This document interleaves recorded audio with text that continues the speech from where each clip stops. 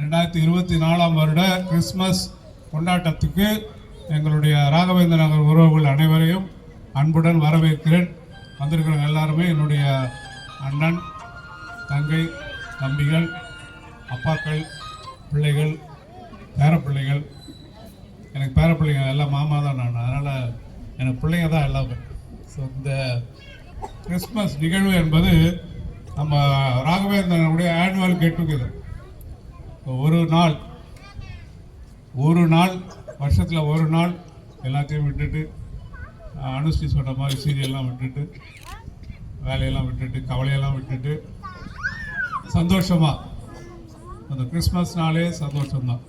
So அந்த சந்தோஷத்தை எல்லோரும் கூட சேர்ந்து ஷேர் பண்ணிக்கிற நான் மட்டும் இல்லை, என் பிள்ளைங்க 2 மாதமாக அதுக்காக தயார் பண்ணிட்டுருக்காங்க. ஸோ அதனால் அவங்க சந்தோஷம், உங்கள் சந்தோஷம், நம்ம சந்தோஷம், இந்த நகரனுடைய சந்தோஷம், ஒற்றுமை, சமாதானம், அன்பு. இயேசு பிறந்தது அன்பு கொண்டு வந்தது தான். அவர் சொன்னார் அன்பு தான், கடவுளை அன்பு செய்யுங்க, மனுஷனை அன்பு செய்யுங்க. நீங்கள் கண்ணால் பார்க்குற மனுஷனை அன்பு செய்யாமல் நீங்கள் கடவுளை அன்பு செய்ய முடியாதுன்னு சொல்லிட்டார். முதல்ல மனுஷனை அன்பு செய்யுங்க, அப்புறம் நீங்கள் கடவுளை அன்பு செய்யலாம் அப்படின்னு சொல்லி. So look to the person, not to the divide அப்படின்னு சொன்னார். அதனால் ஸோ இந்த விழா ஒரு சின்ன கரெக்ஷன். அனுஷ்டி 2013 வெளியேருந்து வந்து சொல்கிறோம். இது 2005 நம்முடைய நகரில் கிறிஸ்மஸ் கொண்டாடிருக்கோம். முதல்ல வீட்டில் கொண்டாட ஆரம்பித்தோம். அப்புறம் இடம் கொள்ளாமல் போன உடனே 2013 வெளியே கொண்டு வர ஆரம்பித்தோம். இங்கே இருக்கிறவங்க நிறைய பேர் வந்து 2005 வரவங்களாம் இருக்காங்க, சிலர் இருக்காங்க. அதே உற்சாகத்தோட அதே சந்தோஷத்தோட இந்த கிறிஸ்மஸை வந்து ஷேர் பண்ணியிருக்கீங்க. ஆரம்பத்திலே சொல்லிடுறேன், கிறிஸ்மஸ்ன்றது கிறிஸ்துவ பண்டிகை கிடையாது. ஏன்ன்றது இது முடியும் போது உங்களுக்கு தெரியும். இது வந்து கிறிஸ்தவர்களுக்கான பண்டிகையோ, இயேசு வந்து கிறிஸ்தவங்களுக்கான ஒரு கடவுளோ கிடையாது. ஆணித்தரமாக சொல்லிடுறேன். இது முடியும் போது உங்களுக்கு ஏன்ன்றது உங்களுக்கு தெரியும். இது நம்ம கிறிஸ்மஸ்ஸு, இயேசு நம்ம ஆள். அது நம்ம ஆளுன்றதை வந்து கொஞ்ச நேரம் பொறுத்து நான் எப்படின்னு சொல்கிறேன். இதுக்கெல்லாம் தயார்படுத்தி இந்த இடத்த தயார்படுத்தி கொடுத்த எல்லாத்துக்கும் மேலாக நம்முடைய நகரில் நடக்கிற எல்லா விஷயங்களையும் ஊக்குவித்து சிறப்பாக முன்னின்று எடுத்து தலைமையேற்று நடத்தி இந்த நகரை ஒற்றுமையாக கொண்டு செல்லும் நம்முடைய நகரின் தலைவர், பிரசிடென்ட் திரு பழனி அவர்களை நான் வந்து இந்த மேடைக்கு வருமாறு அழைக்கிறேன். ஒரு ஆளுமை வேணும் நமக்கு. இவ்வளோ பெரிய நகரம் வந்து 3000 பேர் இருக்கிறோம் நம்மளுடைய நகரில், எல்லா அப்பார்ட்மெண்ட்டும் சேர்த்து இந்த 3000 பேரையும் வந்து கட்டி ஒருங்கிணைத்து, டிஃப்ரென்சஸ் இருந்தாலும் கீழ் மேல் இருந்தாலும் எல்லாவற்றையும் தன்மையில் எடுத்துக்கொண்டு ஒரு ஸ்ட்ராங் பர்சன் லீடிங் த ஆர்கனைசேஷன், நம்முடைய அசோசியேஷன் திரு பழனி அவர்களை கௌரவிக்க விரும்புகிறேன். நன்றி சொல். கைத்தட்டுங்க.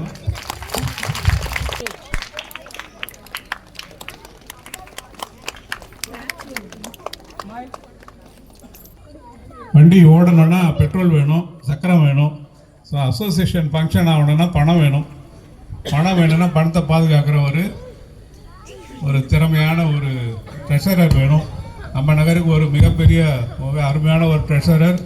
எல்லாத்துக்கும் மேலாக இன்றைக்கி டாபிக்குடைய சப்போர்ட்டு பண்ணுகிற அவருடைய ஹிஸ்டாரிக்கல் பர்சன், ஒரு ரிசர்ச் பண்ணுற ஒரு பர்சன், திறமையாளர், தமிழுக்கு தன் உயிரை கொடுப்பவர், நம்முடைய பாரம்பரியத்தை கட்டிக்காக்க முயற்சி செய்து கொண்டிருப்பவர், நாம் தமிழன் என்பதற்கு பெருமை சேர்த்து கொண்டிருக்கிற,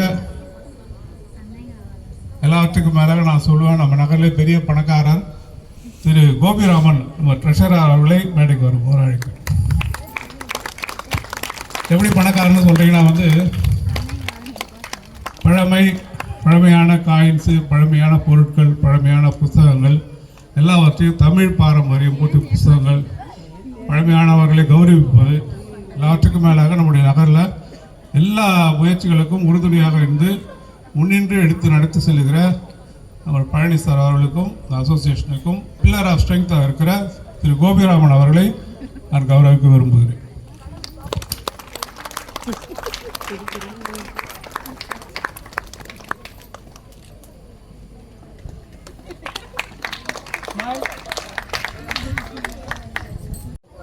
அன்பு இந்த டான்ஸில் ஒரு கடைசியாக ஒரு வந்து பங்காளி சண்டை இல்லை அப்படின்னு. பங்காளினா யாருன்னா உங்கள் நெய்பர். பங்காளிக்கு சண்டை இருக்கக்கூடாது. கிறிஸ்துமஸ் இயேசு சொன்னது லவ் யுவர் நெய்பர் அப்படின்னு சொன்னார். கிறிஸ்துமஸ் என்பது கிறிஸ்தவ பண்டிகை கிடையாது. ஏன் அப்படின்னா இயேசு ஒரு தமிழர் அப்படின்னு உங்களுக்கு தெரியுமா? பழனி சார் சொல்றார் புதுசா இருக்காரு. புதுசா இல்ல, ஆதாரத்தோட சொல்றார். எதுவாக இருந்தாலும் கேள்வி கேட்கணும். அவர் கரெக்டாக கேள்வி கேட்டாரு. நானும் சில கேள்வி கேட்டுட்டு அதுக்கு நானே பதில் சொல்ல போறேன். இந்த கிறிஸ்துமஸ் என்பது இயேசுடைய பிறந்த நாள். எத்தனை பேருக்கு உங்களுடைய தாத்தா பெயர் தெரியும்?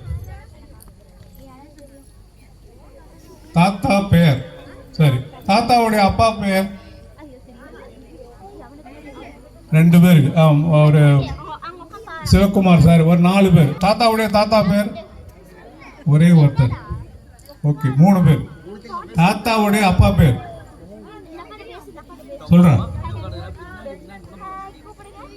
வந்துட்டோம், பரவாயில்ல. ஓகே, முடிவு வரைக்கும் நமக்கு வந்து எல்லாருக்குமே வந்து தாத்தாவுடைய பெயர் தான் தெரியும். தாத்தாவுடைய அப்பா கொஞ்சம் பேருக்கு தெரியும். ஆனால் இன்றைக்கு பிறந்த நாள் கொண்டாடுகிற நாம் கொண்டாடுகிற, அவர் கொண்டாடல, இயேசுடைய சந்ததி 77 சந்ததி 77 சந்ததி பிரேக் இல்லாம பேனர்ல முதல்ல போட்டிருப்பாரு. ஆதாம்ல இருந்து இயேசு வரைக்கும் 77 சந்ததி, அப்பா பேரு, அம்மா அப்பா பேரு, பிள்ளைங்க பேரு ரெக்கார்ட் ஆயிருக்கு. நம்ப முடியுதா? கதை கிடையாது. பைபிள்ல மத்தேயு என்ற புத்தகத்துல வந்து, லூக் எழுதின புத்தகத்துல வந்து இயேசுடைய சந்ததியை பத்தி போட்டிருக்கு. அவர் ராஜ பரம்பரையில பிறந்தவர். ஆதாம்ல இருந்து இயேசு வரைக்கும் 77 சந்ததி. இன்றைக்கு கொண்டாடிட்டு ஒரு ஹீரோ, சரித்திர நாயகர் வந்து தமிழர், நமக்கு சொந்தமானவர். 77 சந்ததியில ஏதோ ஒரு சந்ததியில நாம வந்து பிரிஞ்சு வந்திருப்போம். எப்படின்னு சொல்றேன். இயேசு யார்? இயேசு பைபிள்ல வந்து சொல்லப்பட்டிருக்க, முதலிலேயே சொல்லப்பட்ட, திடீர்னு உதித்தவர் கிடையாது. திடீர்னு வந்து நான் தான் சாமி, நான் தான் அவதாரம் அப்படின்னு சொன்னது கிடையாது. பைபிளில் முதல்ல ஆதாம்ல வந்து ப்ராமிஸ் பண்ணப்பட்ட ஒரு, நமக்காக பாவத்தை ஏற்று நமக்காக மரிக்க வந்த ஒரு இரட்சகர். எனக்காக, நமக்காக சொல்றத நான் நிறைய பாவம் பண்ணியிருக்கேன். என் பாவத்துக்காக வந்த இயேசு என்னுடைய இரட்சகர். So the relevance of Jesus Christ. எனக்கு இயேசு யார்? நான் முதல்ல சொல்லிட்டேன், இயேசு கிறிஸ்தவர் கிடையாது. அதன் பிறகு இயேசுவை ஏற்றுக்கொண்டவர்களுக்கு ஒரு பெயர் கொடுக்கப்பட்டது ஒழிய, இயேசு வந்தது எல்லாருக்காகவும், மனித குலத்திற்காக வந்தார், எல்லா மனிதர்களுக்காக வந்தார். மோசே கேட்கிறார், கடவுளே உங்க பெயர் என்ன அப்படின்னு கேட்கிறார். அவர் என்ன சொல்றாரு? என் பெயர் இருக்கிறவர் அப்படின்னு சொல்றாரு. ஐ ஆம் அப்படின்னு சொல்றாரு. ஐ ஆம், நான் வந்து இருக்கிறவர். அவருக்கு பேரே வைக்க முடியாது கடவுளுக்கு. இயேசு கிட்ட ஒருத்தர் கேட்கிறார், நீங்க வந்து ஆபிரகாம் பிள்ளை தானே அப்படின்னு கேட்கிறாரு. அதுக்கு இயேசு என்ன சொல்றார்? மனுஷனா வந்து ஆபிரகாமுக்கு முன்னாடி நான் இருக்கிறேன் அப்படின்னு சொன்னார். பிஃபோர் ஆபிரகாம் வாஸ் ஐ ஆம் அப்படின்னு சொன்னார். நான் ஒரு English professor. Before he was I ஆம் என்றது வந்து கிராமட்டிக்கலி பெரிய தப்பு. ஆனால் இயேசு சொன்னார், பிஃபோர் ஆபிரகாம் வாஸ் ஐ ஆம் அப்படின்னார். அதை வந்து அவர் மட்டும்தான் சொல்ல முடியும். காரணம் என்னன்னா, இந்த ஆபிரகாம் அப்படின்ற பார்த்தீங்கன்னா எத்தனை வருஷம் பாருங்க. அந்த ஆபிரகாமுக்கு முன்னாடி நான் இருக்கிறேன் அப்படின்னு சொன்னார். அதை புரிகிறதுக்கு எனக்கே கஷ்டமா இருந்தது. அதனால உங்களுக்கும் கஷ்டமா தான் இருக்கும். அவர் என்ன சொல்ல வர்றாருன்னா, நான் உலகத்து தொடக்கத்துல இருந்து நான் இருக்கிறேன், இன்னைக்கு திடீர்னு புதுசா வந்த ஆளு கிடையாது அப்படின்னு சொல்றாரு. ஓகேவா? அப்போ அதுதான் இயேசு கிறிஸ்து கடவுள் மனிதனாக பிறந்தவர். பைபிள்ல வந்து எல்லா ஆவணங்களும் இருக்கு. இதுக்கான ஆவணங்கள் இருக்கு. கோபிராமன் சொன்னது போல அவருடைய அந்த ஆதாரங்கள் வந்து இயேசு யார், எங்க பிறந்தார், எந்த ஊர்ல பிறந்தார், எதுக்காக பிறந்தார், யாருடைய வளர்ந்தார், யாருடைய மகனாக வளர்ந்தார், எப்படி பிறந்தார், எல்லாமே அதுல இருக்கு. அவர் வந்து சாதாரணமா பிறந்தாலும் வந்து அவர் அரச பரம்பரையில் பிறந்தார். அவருடைய சந்ததிக்கு முன்னாடி வந்து 17 ராஜாக்கள் இருக்கிறார். அந்த டேவிட் அப்படின்றது வந்து ராஜா பரம்பரை அவர். ஆனாலும் வந்து பிறக்கும் போது எளிமையாக தான் பிறந்தார். அபிரகாம் சொன்ன இல்லையா, இந்த அபிரகாம் என்பவர் இப்ப வர தமிழன்னா இயேசு ஏன் தமிழன்னு சொல்றோம். அபிரகாம் வந்து என்ன பண்றாரு, கொஞ்ச நாள் இந்த கதையெல்லாம் வந்து பின்னாடி எங்களோட பிள்ளைங்க சொல்லுவாங்க. இந்த பேனர் எக்ஸ்பிளைன் பண்ணிட்டு நான் நடுவில் இருந்து சொல்றேன். அபிரகாம் இருக்கார் இல்லையா, அபிரகாம வந்து கடவுள் வந்து ஊர் என்ற ஊர்ல இருந்து கூப்பிடுற தனியா. அந்த நாட்டில் பாவம் நிறைய வந்துடுச்சு. அதனால ஊர் என்ற ஊர்ல இருந்து அவரை தனியா கூப்பிட்டு, உங்ககிட்ட இருந்து நான் வந்து ஒரு சந்ததியை உருவாக்க போறேன், உன் சந்ததியில் தான் வந்து இயேசு பிறக்க போறார் அப்படின்னு சொல்றாரு. ஊர்னா எந்த லாங்குவேஜ்? தமிழ். அதிகாரிகள் சொல்லிட்டாரு, அவர் தான் வந்து தமிழ் அதிகாரி, அதனால சொல்லிட்டார். ஊர் என்பது எங்க இருக்குன்னா இப்பவும் இருக்கு அந்த ஊர். மெசபட்டோமியா அந்த டைக்ரிஸ் இந்த ஊர்ல வந்து கீழே இருக்கிற ஊர், அதுதான் ஊர். அந்த காலத்துல வந்து அங்கதான் வந்து நாகரிகம் அதிகமா இருந்தது. சுமேரிய நாகரிகம் இருந்தது, சிந்து சமவெளி நாகரிகம் கேள்விப்பட்டிருக்கீங்களா? ஹரப்பா மொஹஞ்சதாரோ கேள்விப்பட்டிருக்கீங்களா? அந்த நாகரிகமும் அங்கதான் இருந்தது. அங்க வாழ்ந்தவங்க நம்முடைய தமிழ் மூதாதையர்கள். அதுக்கும் ஆதாரம் இருக்கா? இருக்கு சொல்லிட்டு. அப்போ அபிரகாம் என்றவர் வந்து ஒரு தமிழர். அந்த அபிரகாமில் இருந்து தான் வந்து இயேசு பிறக்கிறார். அவருடைய சந்ததியில் தான் இயேசு பிறக்கிறார். அந்த அபிரகாமுடைய சந்ததியில் தான் நாமும் பிறந்திருக்கோம். அந்த சிந்து சமவெளி நாகரிகத்திலிருந்து கீழே குஜராத் வழியா வந்து எல்லாரும் வந்து கடைசி நம்மளை தள்ளி தள்ளி கொண்டு வந்து தமிழ்நாட்டில் விட்டுட்டு கீழே தள்ளிட்டாங்க. இலங்கை, ஸ்ரீலங்காவில் விட்டாங்க. ஒரு காலத்தில் வந்து இந்தியா முழுசும் ஆண்ட நம்முடைய தமிழர்கள் தான் இருந்தாங்க. வேறு ஆட்கள் வந்துட்டு நம்ம தமிழ்நாட்டுக்கு வந்துட்டோம். இயேசு நம்முடைய ஆள். ரெண்டாவது, எங்க பிறந்தார்? இயேசு பிறந்தது வந்து வெளிநாடு கிடையாது.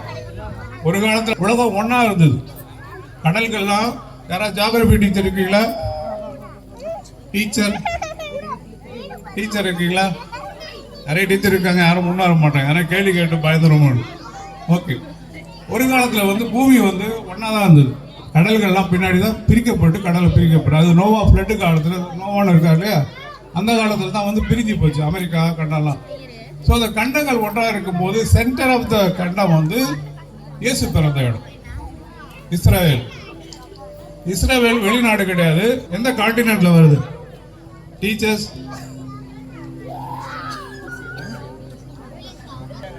இஸ்ரேல். சரி, ஒடியன் சார் சொல்லிட்டார் கரெக்டா, அவர் தலைமை ஆசிரியர். இஸ்ரேல் வந்து ஆசிய கண்டத்தில் இருக்கு. நம்ம எங்க இருக்கிறோம்? அப்ப இயேசு யாரு? நம்மால் தான். ஓகே, ஆசிய கண்டம். அவர் வெளிநாட்டு கடவுள் கிடையாது, வெளிநாட்டு ஆளு கிடையாது. ஆசிய கண்டம். இஸ்ரேல் வந்து 3 கண்டத்துக்கு நடுவுல இருக்கு. இந்தாண்ட யூரோப்பு, இந்தாண்ட ஏசியா, இந்தாண்ட ஆப்பிரிக்கா, 3க்கு நடுவுல இருக்கு. மீதி 2 கண்டம் வந்து தனியா இருக்கு. அமெரிக்காவும், இன்னொன்னு என்ன, இன்னொரு கண்டம் என்ன டீச்சர்? இல்ல, ஆஸ்திரேலியா. ஓகே, குமரி கண்டம். அவர் பிறந்த இடம் வந்து உலகத்தின் மத்தி. ரெண்டாவது, இயேசு பிறந்தப்ப என்ன சொன்னாரு? அவங்க பேர் வச்சாங்க எம்மானுவேல், அப்படின்னா உங்கள் மத்தியில் அப்படின்னு அர்த்தம். நான் உங்க உள்ளத்துல வந்து உங்க மத்தியில இருக்க விரும்புறேன் அப்படின்னு சொன்னார். எனக்கு கோயில் வேணாம், குளம் வேணாம், ஆராதனை வேணாம், உங்க உள்ளம் வேணும் அப்படின்னு சொன்னவர் இயேசு. அப்ப அவர் வந்து நம்ம உள்ளத்தை கேட்கிறார்.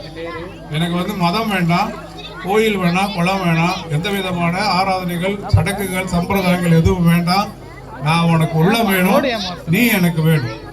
ஏன்னா உன்னை காப்பாற்ற தான் நான் வந்தேன், உன் பாவத்துல இருந்து மீட்க தான் நான் வந்தேன்னு இயேசு சொல்றார்.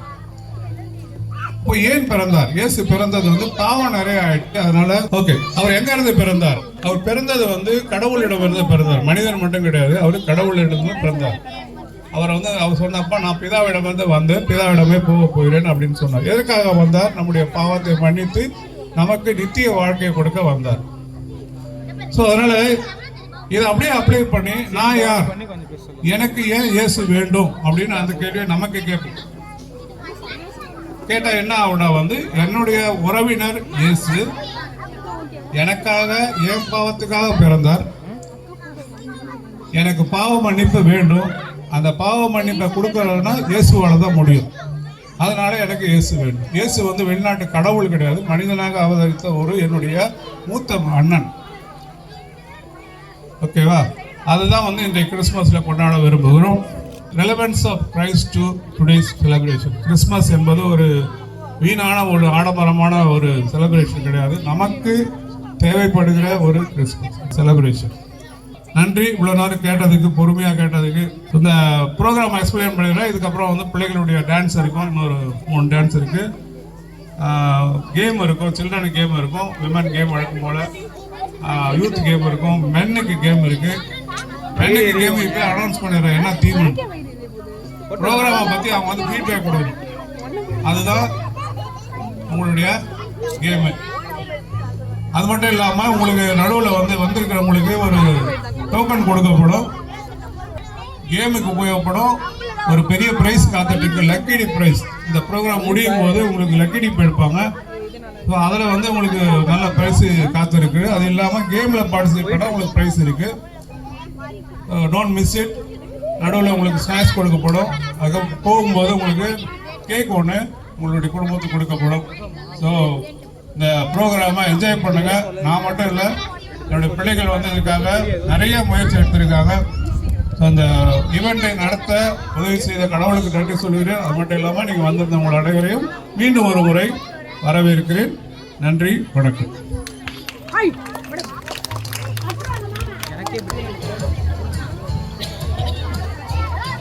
நம்ம நகர் மக்கள் இவ்வளோ மகிழ்ச்சியாக இருக்காங்கன்னா ஒருத்தர் மட்டும்தான் காரணம். இந்த நேரத்தில்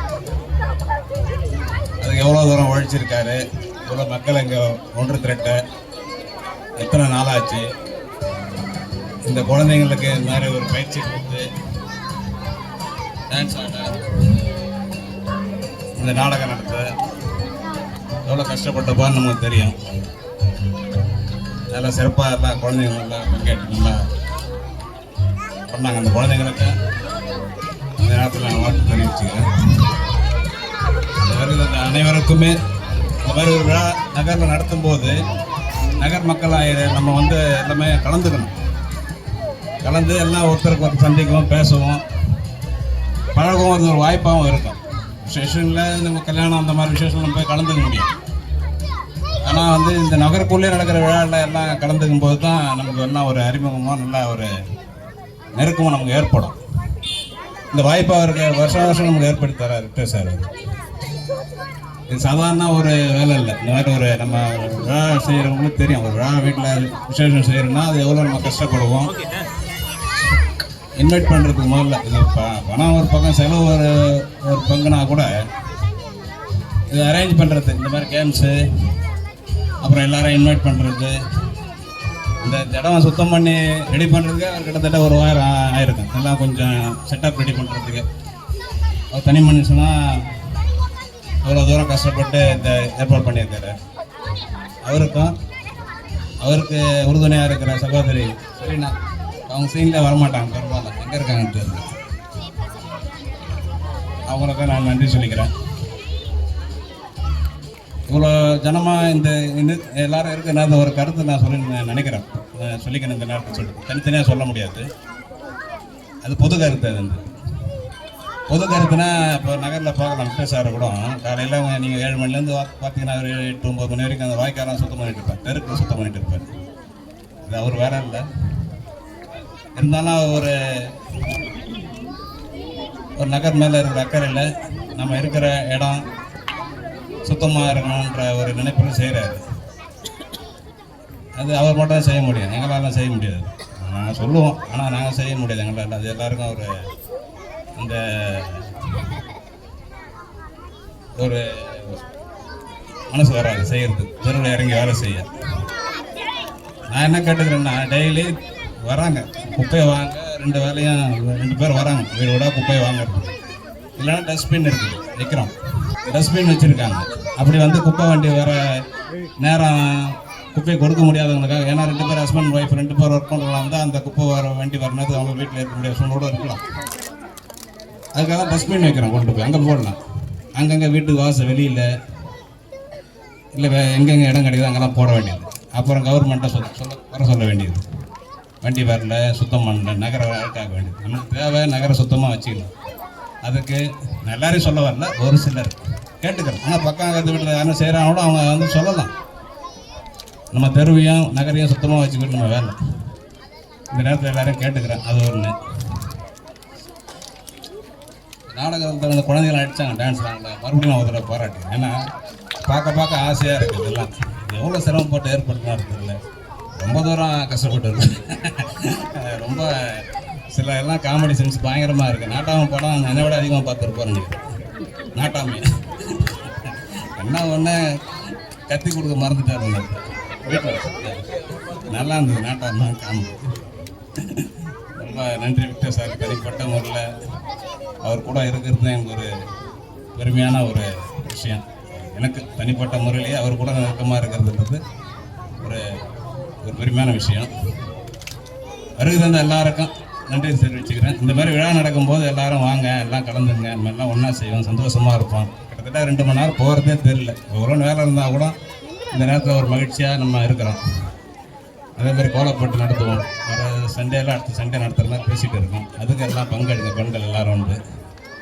சில சகோதரிங்க கேட்டாங்க, கோலப்போட்டி கூடவே வந்து பொங்கல் பானை வச்சு செய்வோம் அப்படின்னு சொல்லிட்டு ஒரு 10-20 பேர் தான் முன் வராங்க. இந்த மாதிரிலாம் செய்யும்போது எல்லாரும் முன் வரணும். தெருவுக்கு ஒரு 10 பேர் வந்தால் எத்தனை தெரு எவ்வளோ பேர்? சார் சொன்ன மாதிரி 3000 பேருக்கு இருக்காங்க பாப்புலேஷன். சாதாரணமாக இல்லை நகர் ராகவேந்திர நகர். இப்போ வந்துருக்கிற ஜனம்னு பார்த்தா ஓரளவு திருப்தியாக இருக்குது. இன்னொன்று நிறையா வரணும். அப்போ செய்கிறவங்களுக்கு ஒரு என்கரேஜ்மெண்ட். கிட்டத்தட்ட அவர் இந்த அரேஞ்ச்மெண்ட்னா ஒரு மாதம் 2 மாதத்துக்கு மேலே செய்திருக்கிறாரு. அதனால் எல்லாம் கலந்துக்கணும்னு கேட்டுக்கிறேன். கலந்துக்கணும் எல்லாருக்கும் நன்றி தெரிவிச்சிருந்த நேரத்தில் நன்றி. ஹிஸ்ட்ரி, ஏன் ஹிஸ்ட்ரி, ஹியூமன் ஹிஸ்ட்ரி உலகம் ஆரம்பித்து இத்தனை வருஷம் தான் இருக்குன்னு பைபிளில் எழுதியிருக்கு. அதை எக்ஸ்பிளைன் பண்ண பிள்ளைங்களை கூப்பிட்டுருக்கேன். காவியாவும் கீர்த்தியும் உங்களுக்கு அந்த பேனருடைய தீமை பற்றி எக்ஸ்பிளைன் பண்ணுவாங்க. அழகாக சொல்லுவோம். வாங்க.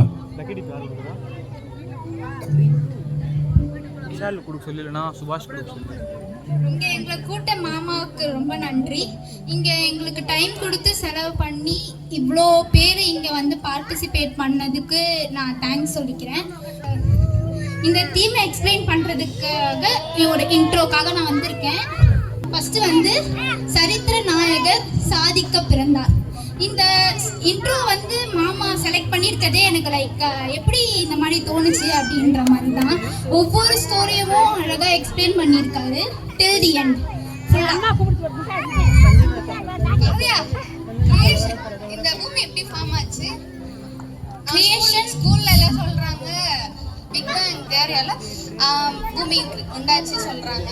ஆனா மாமா வேற மாதிரி சொல்லி கொடுக்குறாரு. அதெல்லாம் நீ என்ன நினைக்கிறேன்? அது சயின்ஸ் படி பார்த்தோம்னா நம்ம ஆட்டம்ஸ், மாலிகூல்ஸ், டஸ்ட் இதெல்லாம் ஃபார்ம் ஆகி பிக் பேங் தியரி வந்துச்சு. அதுக்கப்புறம் வந்து இந்த உலகம் உருவாச்சு அப்படின்னு சொல்றாங்க. பட் கடவுள் வழி பார்க்குற எல்லாருக்குமே வந்து மோஸ்டா இந்த ஸ்டோரிஸ் எல்லாமே தெரிஞ்சிருக்கும். மெயினா ஆதாம் ஈவாள் பத்தி தெரிஞ்சிருக்கும், எல்லாருக்குமே தெரிஞ்சிருக்கும். கிரியேஷன் ஃபால் எப்படி வந்து கடவுள் ஆதாம் ஏவாளை படைச்சாரு அப்படின்றத பத்தியும் அவங்க வந்து ஏன் தண்டிக்கப்பட்டாங்க அப்படின்றத பத்தியும் நெக்ஸ்ட் என்னென்ன ஆச்சு அப்படின்றத பத்தியும் தான் நான் எக்ஸ்பிளைன் பண்ணலான்னு இருக்கேன். முதல்ல கடவுள் வந்து மனுஷனை படைக்கிறதுக்கு முன்னாடி அவருக்கு தேவையானதெல்லாம் படைச்சாங்க. அதுக்கப்புறமா மனுஷனை படைச்சாங்க. ஆதாம் முதல்ல அவரை படைச்சாங்க. அவரை படைச்சதுக்கு அப்புறம் அவருக்கு துணை அப்படின்றதுக்காக ஏவாளை படைச்சாங்க. இவங்க 2 பேருக்குமே சுதந்திரம் இருந்தது. ஆனா ஒரே ஒரு கண்டிஷன், கடவுள் என்ன சொன்னாருன்னா அந்த மரத்துல இருக்கக்கூடிய அந்த பழத்தை சாப்பிட வேணாம். அவங்க வந்து ஆனா அவங்க பேச்சை கேட்கல. அவங்க வந்து அந்த பழத்தை சாப்பிட்டாங்க.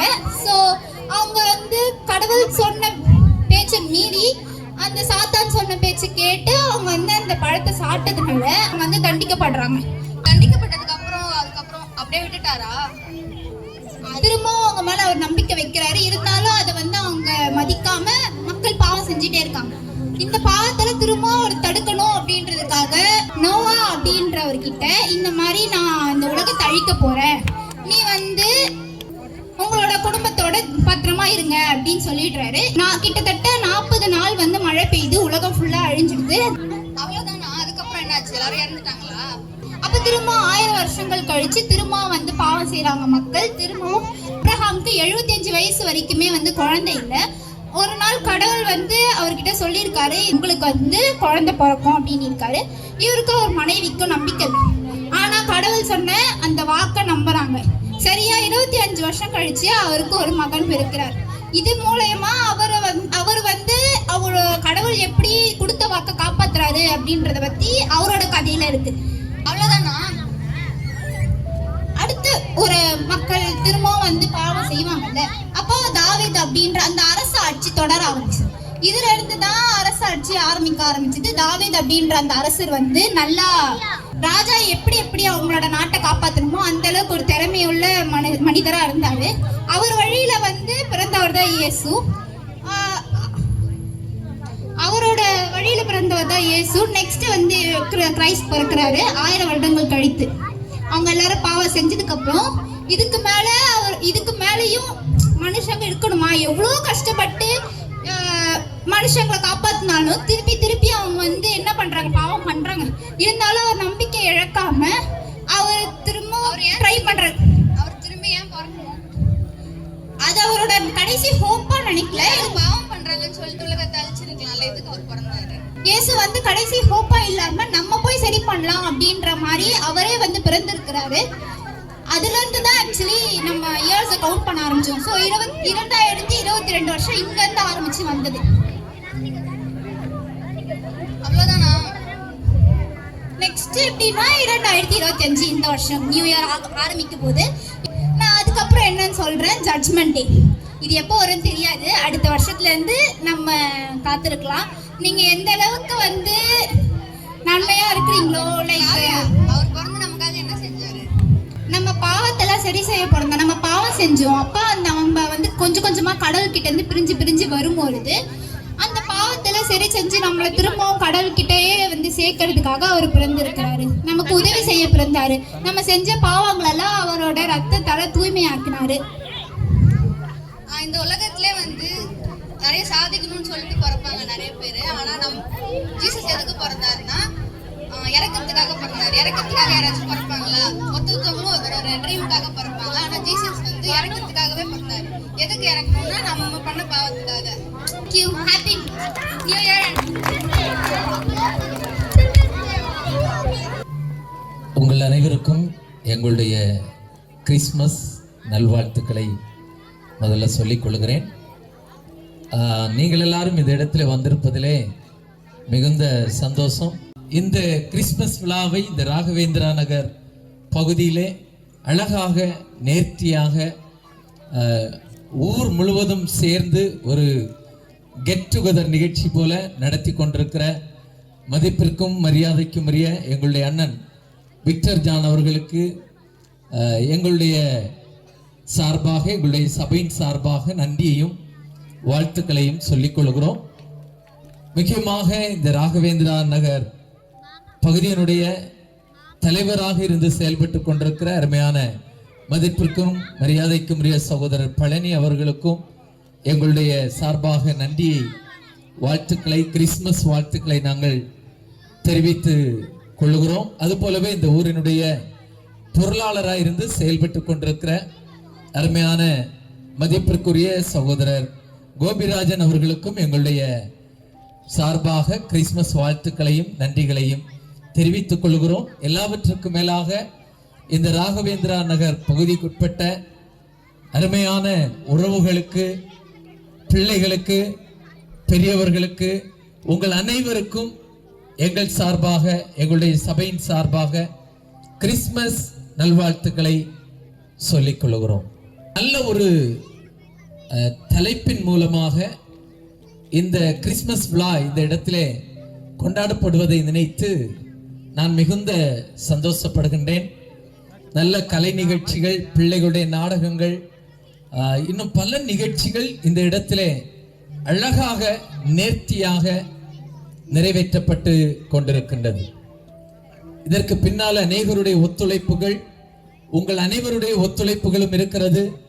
உங்கள் எல்லாரையும் ஆண்டவராகிய தேவன் ஆசீர்வதிப்பாராக.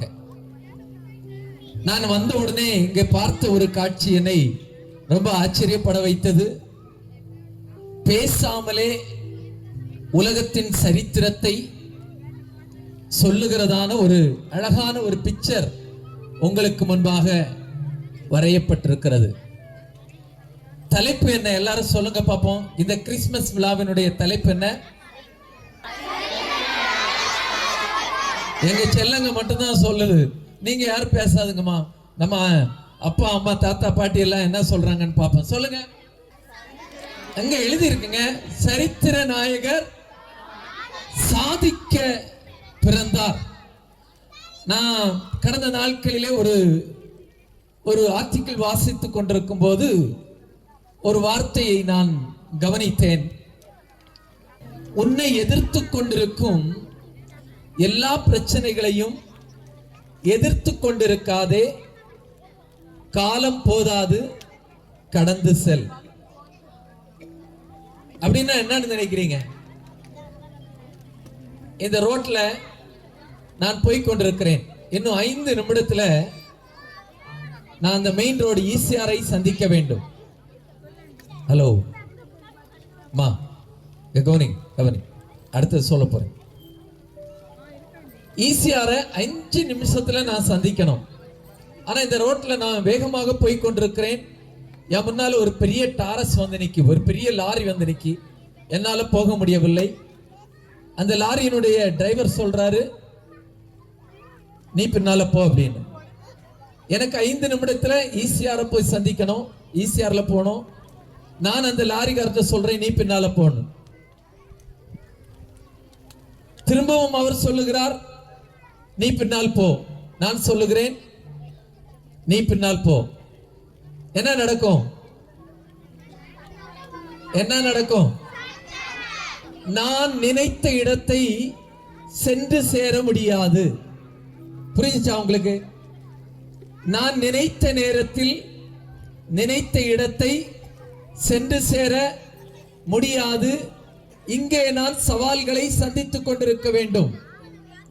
நான் அதை விட்டுவிட்டு இன்னொரு வழியை தேர்ந்தெடுத்து வேறு வழியாக சென்றேன் என்றால் நான் குறிப்பிட்ட நேரத்தில் அந்த இடத்தை சந்தித்து விடுவேன். அந்த மனிதர் சொல்லி வைத்திருக்கிறார், நீ சாதிக்க வேண்டும் என்று நினைத்தால் உன்னை எதிர்கொண்டு வருகிற எந்த சவால்களையும் எந்த பிரச்சனைகளையும் எதிரிட்டு நிற்காதே, வேறு ஒரு வழியை தெரிந்தெடுத்து அந்த பாத வழியாய் கடந்து செல். நீ செய்வது, நீ சொல்வது, நீ நினைப்பது எதுவாக இருந்தாலும் உன்னால் சாதிக்க முடியும்.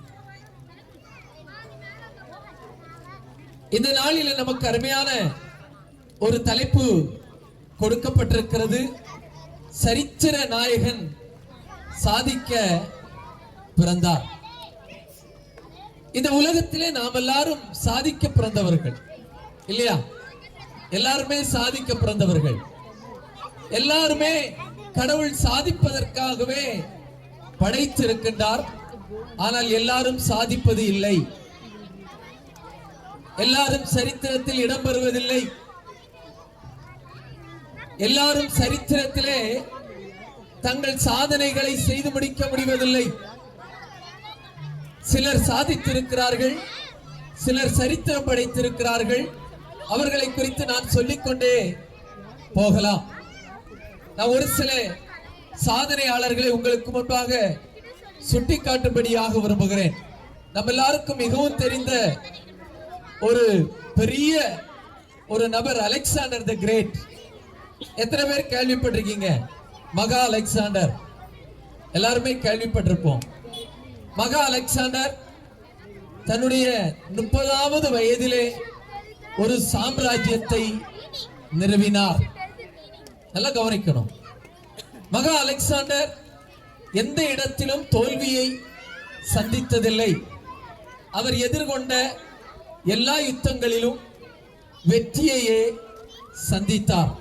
நீங்கள் உலக சரித்திரத்தை போய் படித்தால் மகா அலெக்சாண்டரை போல பெரிதாய் சாதித்த மனிதர்கள் மிக குறைவாகவே காணப்படுவார்கள். நான் இன்னும் பலரை அடுக்கிக் கொண்டே போகலாம். அப்ரஹாம் லிங்கன் அமெரிக்காவிலே பிறந்தவர், அமெரிக்காவினுடைய ஜனாதிபதியாய் வந்தார். அவரும் சாதனையாளர்கள் பட்டியலிலே இடம் பிடித்தார். ஏன் நம்முடைய இந்திய தேசத்திலே அசோகர் கிறிஸ்துவுக்கு முன்பாக 300ஆம் நூற்றாண்டுகளிலே பிறந்த ஒரு பெரிய மனிதன். அவரும் அநேக சாதனைகளை செய்திருக்கின்றார். நான் அடுக்கிக் கொண்டே போகலாம் அவருடைய சாதனைகளை. அமைதி, அகிம்சை, இவை எல்லாவற்றையும் இந்த உலகத்திற்கு வெளிப்படுத்த வேண்டும் என்று அசோகர் மன்னன் இந்த உலகத்தில் ஒரு சாதனையாளராக திகழ்ந்தார்.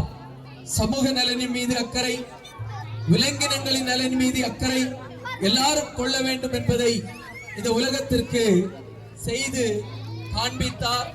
ஒரு சாதனையாளராக வாழ்ந்தார். நம்ம எல்லாருக்கும் மிகவும் அறிமுகமான doctor Ambedkar, the father of Constitution of India, நம்முடைய தேசத்தினுடைய அரசியலமைப்பு சட்டத்தை நிறுவி அதனுடைய தந்தையாக வாழ்ந்தார். சரித்திரத்திலே இடம் பிடித்தார். நெல்சன் மண்டேலா தென்னாப்பிரிக்காவிலே மிகப்பெரிய ஒரு சாதனையை படைத்து முடித்தார். நீங்க வரலாறுல போய் படிச்சீங்கன்னா, சரித்திரத்துல போய் படித்தீங்கன்னா, ஏரோப்ளேன் கண்டுபிடித்தவர்கள் யாருன்னு கேட்டா நீங்க சொல்லுவீங்க. கடிகாரம் கண்டுபிடித்தவர்கள், டெலிபோன் கண்டுபிடித்தவர்கள், எல்லாரையும் நாம் சொல்லிக்கொண்டே போகலாம். எல்லாரும் சாதனையாளர்களாய் இந்த உலகத்திலே வலம் வந்தார்கள். இவர்கள் எல்லாரும் சாதனையாளர்கள் பட்டியலிலே இடம் பிடித்தார்கள். சாதனை செய்தார்கள், சரித்திரம் படைத்தார்கள்.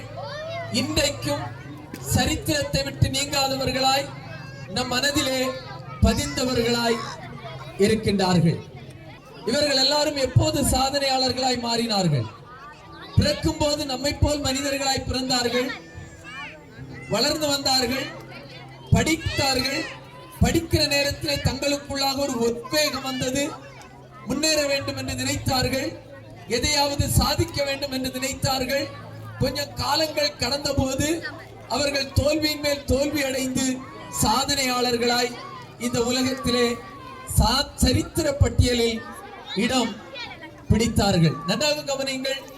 இவர்கள் யாருமே பிறந்தது முதல் சாதனையாளர்களாய் வரவில்லை. ஒரு குறிப்பிட்ட காலகட்டத்திற்கு பிற்பாடுதான் சாதனையாளர்களாக இந்த உலகத்தில் வந்தார்கள். ஆனால் நாம் கொண்டாடி கொண்டிருக்கிற ஒரு நபர், அவருடைய பிறப்பே சரித்திரம் படைத்த ஒரு சாதனையாய் மாறினது. எவ்வளவு பெரிய தலைவர்கள் இந்த உலகத்திலே பிறந்தார்கள். அப்ரஹாம் லிங்கனை போல, நெல்சன் மண்டேலாவை போல, ஏன் நம்முடைய தேச பிதாவாகிய காந்திஜியை போல, நமக்கு அரசியலமைப்பு சட்டத்தை உருவாக்கின அம்பேத்கரை போல, ஹிட்லரை போல, எவ்வளவு பெரிய பெரிய மகான்கள் இந்த உலகத்திலே பிறந்தார்கள். ஆனால் இவர்கள் யாருடைய பெயரும் இந்த இடத்தில் இடம்பெறவில்லை. ஆனால் நான் சொல்லுகிற ஒரே ஒருவருடைய பெயர் தான் இந்த இடத்தில் இடம்பெற்றிருக்கிறது. நீங்களும் நானும் அதை எழுதி கொண்டிருக்கின்றோம். எழுதுறோமா? எழுதுறோமா? கிறிஸ்துவுக்கு பின் கிபி, கிமு என்று நாம் எல்லாருமே எழுதி கொண்டிருக்கின்றோம், எழுதி இருக்கின்றோம், இனிமேலும் எழுத போகின்றோம். ஏன் சொல்லுகிறேன்? அவர் தன்னுடைய பிறப்பே சரித்திரமாக அமைந்தது. அவருடைய பிறப்பே சரித்திர நாயகனாய் அவரை மாற்றினது. வேறு யாருடைய இடமும் பெயரும் அங்கே இடம்பெறவில்லை. ஆனால் கிறிஸ்து என்று சொல்லுகிற ஒரே ஒருடைய பெயர் தான் அங்கே இடம்பெற்றிருக்கிறது. அதனாலதான் நான் சொல்லுவேன், சரித்திரத்தை இரண்டாக பிரித்த ஒரு சரித்திர நாயகன் கிறிஸ்து ஒருவரை தவிர வேறு யாரும் இல்லை என்பதை நான் தெளிவாக உங்களுக்கு முன்பாக கூறிக்கொள்ளும்படியாய் விரும்புகின்றேன். இரண்டாவது இவரிடமிருந்து நான் கற்றுக்கொண்ட ஒரே ஒரு வார்த்தை, உண்மையான அன்பு என்ன? உண்மையான அன்பு என்ன? யாராச்சும் சொல்லுங்களா? உண்மையான அன்பு, அதாவது தன்னுடைய உயிரை மதிக்காமல் இன்னொரு உயிரை காப்பாற்றுவதற்கு யார் முயற்சி செய்கிறார்களோ அதுதான் உண்மையான அன்புங்க. நான் என்னுடைய உயிரை மதியாமல் என்னுடைய உயிரை பணைய வைத்து அண்ணன் விக்டர் ஜான் அவர்களுடைய உயிரை காப்பதற்காக என் உயிரை தியாகம் செய்வேன் என்றால் அதுதான் உண்மையான ஒரு அன்பு. நான் ஒரு புத்தகத்தை படித்துக் கொண்டிருந்த போது இப்படியாக ஒரு சம்பவத்தை அறிந்தேன். சில விஞ்ஞானிகள் சேர்ந்து உலகத்தில் யார் ரொம்ப பாசம் உள்ளவர்கள் என்று பார்த்தார்கள். அப்போது மனிதனை அவர்கள் முதலாவது தெரிந்தெடுத்தார்கள்.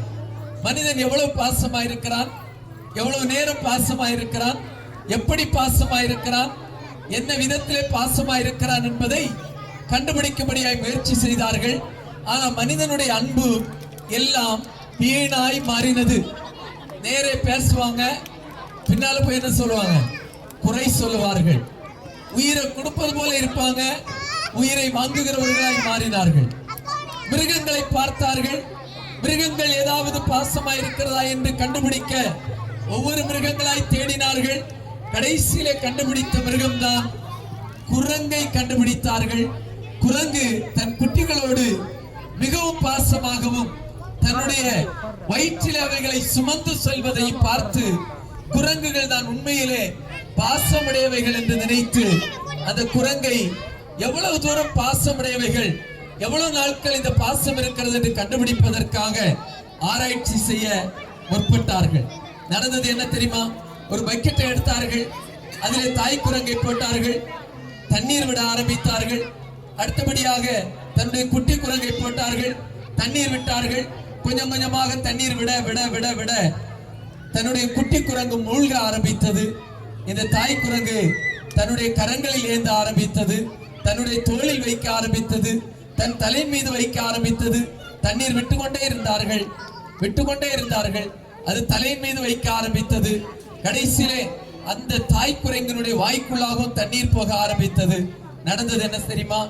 பார்த்து கொண்டிருந்த விஞ்ஞானிகள் ஆச்சரியப்பட்டார்கள். கடைசி நேரத்திலே அந்த குரங்கு தன் குட்டியை தண்ணிக்குள்ளாக அமிழ்த்தி அந்த குட்டியின் மீது ஏறி நின்றது.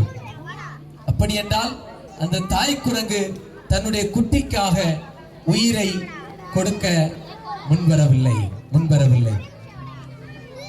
ஒரே ஒரு வார்த்தை சொல்லுகிறேன், அகில உலகத்திற்காகவும் அண்ணன் விக்டர் ஜான் அவர்கள் ஆரம்பத்தில் சொன்னாங்க, கிறிஸ்து என்பவர், கிறிஸ்துமஸ் என்பது கிறிஸ்தவர்களுக்கான பண்டிகை அல்ல. கிறிஸ்து என்பவர் கிறிஸ்தவர்களுக்கு மட்டும் சொந்தமானவர் அல்ல. அதை நானும் ஏற்றுக்கொள்கிறேன். அகில உலகத்திற்கும் அகில உலகத்தின் மக்களுக்காகவும் ஜீவனை கொடுக்கும்படியாக உங்கள் மீதும் என் மீதும் பாசம் வைத்து அன்பு வைத்து தன்னுடைய ஜீவனையை தியாகமாய் கொடுத்தார். சுவாமி விவேகானந்தா அவர்கள் ஒரு வார்த்தை சொல்லி இருக்கிறார்கள், நான் பாலஸ்தீனாவில் இயேசு பிறந்த எருசலேமில் அல்லது பாலஸ்தீனாவில் பிறந்திருந்தால் அவருடைய பாதங்களை கண்ணீரால் மட்டுமல்ல, கண்ணீரால் துடைப்பதை தவிர என்னுடைய இருதயத்தை கிழித்து அதிலிருந்து வருகிற இரத்தத்தை அவருடைய கால்களில் ஊற்றி துடைத்திருப்பேன் என்று சுவாமி விவேகானந்தர் அவர்கள் சொல்லி வைத்திருக்கிறார்கள். அவ்வளவு அன்பை இந்த உலகத்திற்கு காட்டினவர் தான் ஆண்டவராகிய இயேசு. கடைசியில் ஒரே ஒரு வார்த்தை சொல்லி முடிக்கிறேன். உலகத்தில் எவ்வளவு மகான்கள் வந்தார்கள், பெரியவர்கள் வந்தார்கள், தலைவர்கள் வந்தார்கள். அவர்கள் எல்லாரும் மரித்தார்கள், அடக்கம் பண்ணப்பட்டார்கள். அவருடைய கல்லறை இன்றும் மூடி இருக்கிறது. ஆனால் உலக சரித்திரம் சொல்லுகிறது, உலகத்தின் எல்லா தலைவர்களும் சொல்லுகிறார்கள், உலகத்திலே திறந்திருக்கிற ஒரே ஒரு கல்லறை உண்டானால் அது ஆண்டவராகிய இயேசு கிறிஸ்துவினுடைய கல்லறை மட்டுமே. இந்த மாலை நேரத்தில் இந்த கிறிஸ்து பிறப்பு பண்டிகையை கொண்டாடும்படியே கடந்து வந்திருக்கிற அன்பானவர்களே, இயேசு சரித்திரத்தில் இடம்பெற்றார், சரித்திரத்தை பிடித்தார், அவர் சரித்திரத்தை படைத்தார்.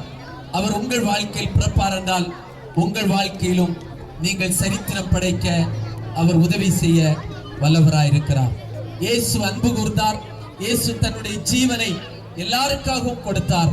நீங்கள் யாரெல்லாம் அவரை நம்முடைய வாழ்க்கையிலே, என் வாழ்க்கையில, என் குடும்பத்திலே பிறந்தால் நன்றாயிருக்குமே என்று சொல்லுகிறீர்களோ, உங்கள் வாழ்க்கையிலும் அன்பு காட்ட அவர் போதுமானவராய் இருக்கிறார். கல்லறை போன்ற அசுத்தம் நிறைந்த, அழுக்கு நிறைந்த, அநீதி நிறைந்த, பாவம் நிறைந்த, துக்கம் நிறைந்த வாழ்க்கையை மாற்றி செழிப்பாகவும் சமாதானம் மாற்ற இந்த இயேசுவால் முடியும். அப்படிப்பட்ட இயேசுவை, அப்படிப்பட்ட இயேசுவனுடைய பிறப்பை கொண்டாடுகிற நீங்களும் நானும் பாக்கியமுள்ளவர்கள், பாக்கியமுள்ளவர்கள். உங்கள் எல்லாருக்கும் எங்களுடைய சார்பாக மறுபடியுமாய் கிறிஸ்துமஸ் வாழ்த்துக்களை சொல்லிக் கொள்கிறோம். ஆண்டவர் உங்களை ஆசீர்வதிப்பாராக. ஆமென்.